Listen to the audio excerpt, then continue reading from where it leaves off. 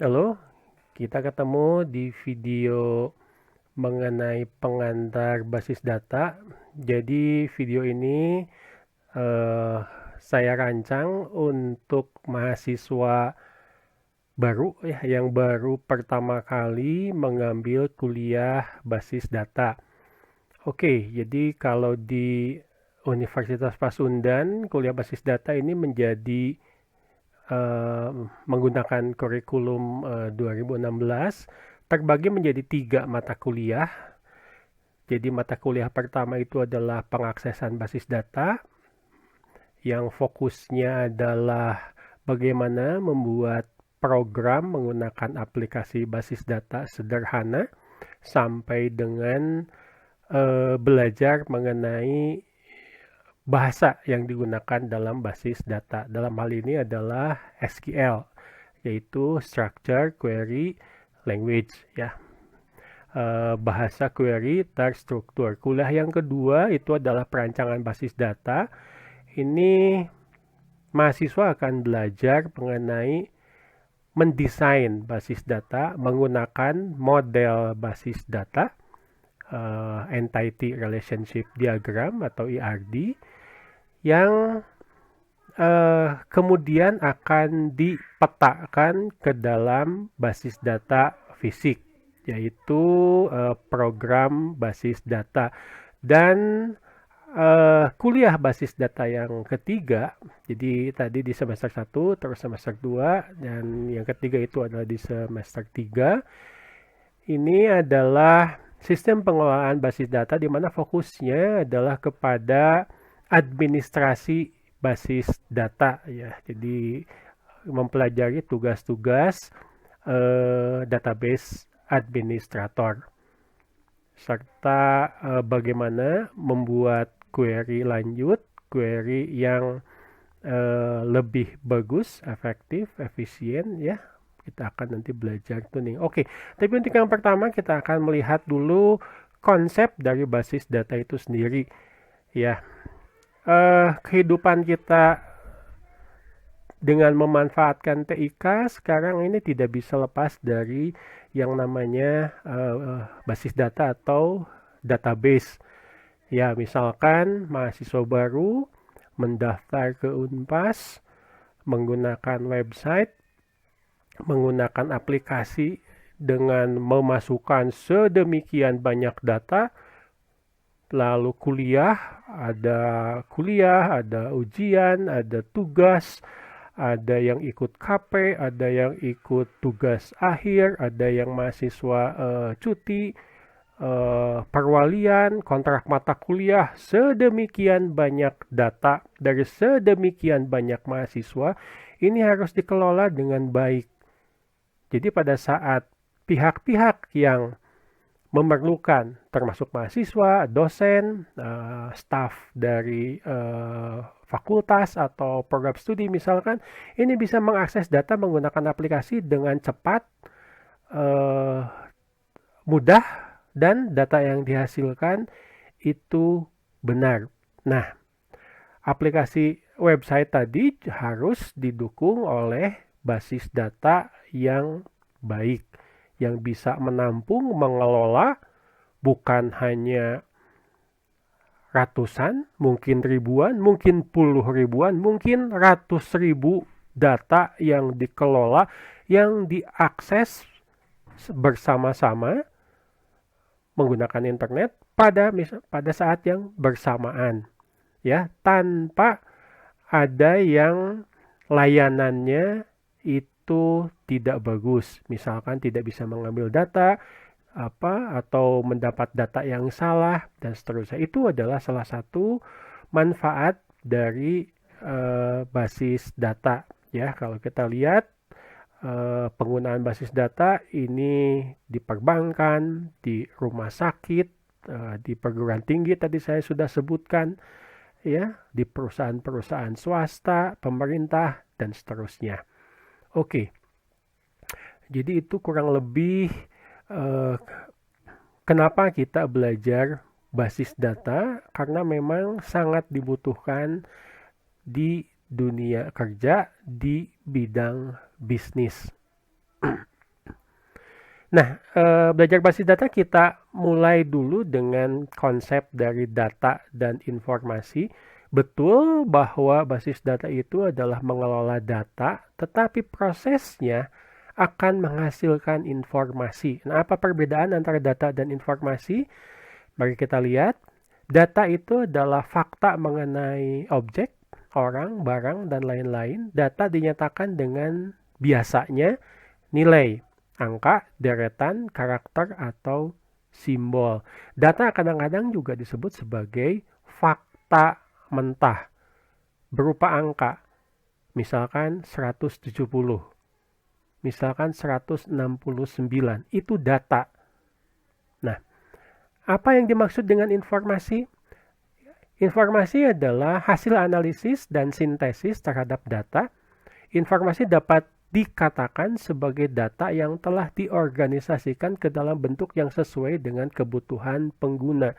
Artinya informasi itu mempunyai nilai untuk yang membutuhkan. Misalkan, ya, pengguna ingin mengetahui rata-rata tinggi mahasiswa.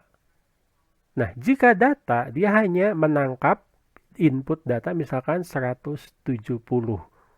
Nah, pada saat menjadi informasi 170 menjadi misalkan 170 cm.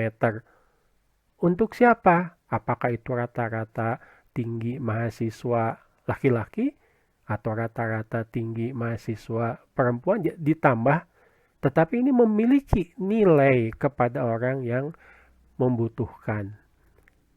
Ya. Ada proses memanfaatkan aplikasi basis data di mana data akan diolah, akan menghasilkan informasi. Nah, apa yang dimaksud dengan basis data atau database? Ini adalah kumpulan informasi yang disimpan dalam komputer secara sistematik sehingga dapat digunakan oleh program komputer untuk memperoleh dan mengelola informasi. Singkatnya, basis data itu adalah aplikasi berbasis TIK atau komputer, ya, teknologi informasi dan komputer. Di sini timbul kebutuhan untuk pemanfaatan TIK, timbul kebutuhan untuk pemanfaatan aplikasi yang nanti akan kita kenal sebagai DBMS, Database Management System. Oke, kita mengenalnya sebagai DBMS. Nah, dalam basis data ini ada yang namanya pengorganisasian data atau hierarki data. Jadi data itu dikelompok-kelompokkan berdasarkan kepentingan dari pengguna data, ya. Lalu ada komponen yang terkecil yang akan menjadi tempat penyimpanan data. Yang pertama adalah field, ya. Tolong jangan diterjemahkan menjadi lapang ya, atau lapangan. Ini field saja istilah yang memang digunakan di database. Ini adalah elemen data unit terkecil yang berfungsi untuk menyimpan data. Kita mungkin mengenalnya kalau dalam sebuah tabel itu adalah kolom. Ada kolom nama, ada kolom nomor pegawai, ada kolom gaji, upah. Di mana setiap kolom itu bisa diisi dengan data yang spesifik. Lalu ada record. Jadi kalau dalam tabel mungkin kita mengenalnya sebagai baris, ya. Terdiri dari elemen data yang berhubungan dengan suatu objek atau kegiatan tertentu, misal rekor mahasiswa yang berisi NRP, nama mahasiswa, alamat mahasiswa, dan seterusnya. Nah, field atau kolom, record atau baris, ini disimpan dalam sebuah tabel yang dikenal dengan nama file. Ya. Nah, jadi file ini atau tabel ini adalah kumpulan rekod yang berhubungan dengan suatu subjek tertentu. Jadi misalkan kita bicara file data pegawai atau tabel pegawai, maka isinya adalah rekod-rekod dari pegawai yang terdiri dari field-field mengenai data yang memang dibutuhkan untuk menyimpan data dari pegawai tersebut. Oke. Nah, pada saat kita akan membuat basis data, biasanya dimulai dari yang terbesar, membuat tabel dulu, lalu mendeskripsikan tempat penyimpanannya dalam bentuk field. Jadi misalkan sebuah tabel itu ada 10 field. Ya, tabel mahasiswa ada NRP, ada nama mahasiswa, ada alamat mahasiswa, ada tempat tanggal lahir, ada nomor HP, email, dan seterusnya. Itu harus dideskripsikan dengan baik, dengan spesifik.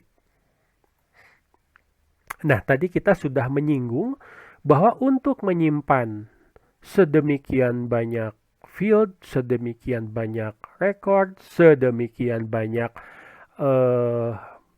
file atau tabel yang berelasi, maka kita membutuhkan database manajemen sistem pengelolaan basis data merupakan sekumpulan program aplikasi yang memungkinkan pengguna untuk membuat, memanipulasi, dan mengelola basis data untuk mencapai satu tujuan.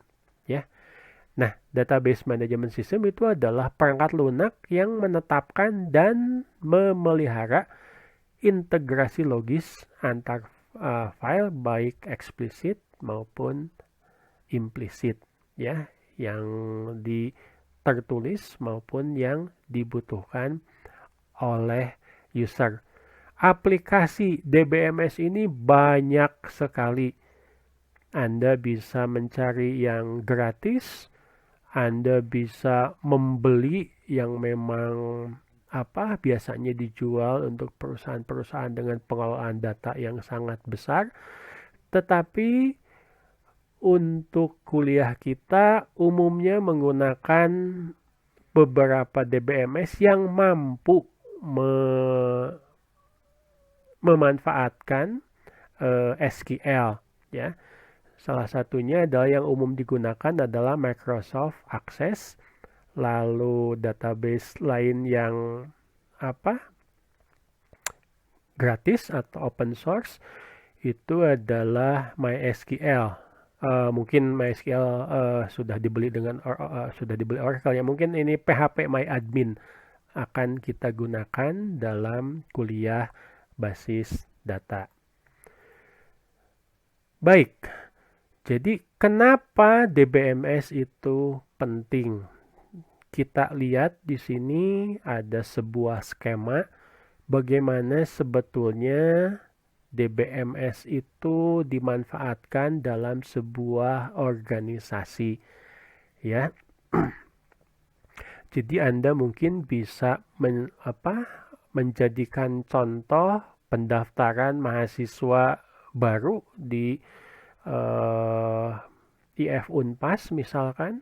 End user itu adalah calon mahasiswa, end user itu adalah mahasiswa yang sudah kuliah menggunakan internet, jaringan internet network, ya, dengan memanfaatkan aplikasi website yang tersambung ke DBMS untuk mengelola misalkan pendaftaran mahasiswa baru, misalkan perwalian untuk kontrak mata kuliah dari mahasiswa yang memang sudah kuliah di Unpas, termasuk juga untuk mengelola absen mahasiswa, mengelola nilai, mengelola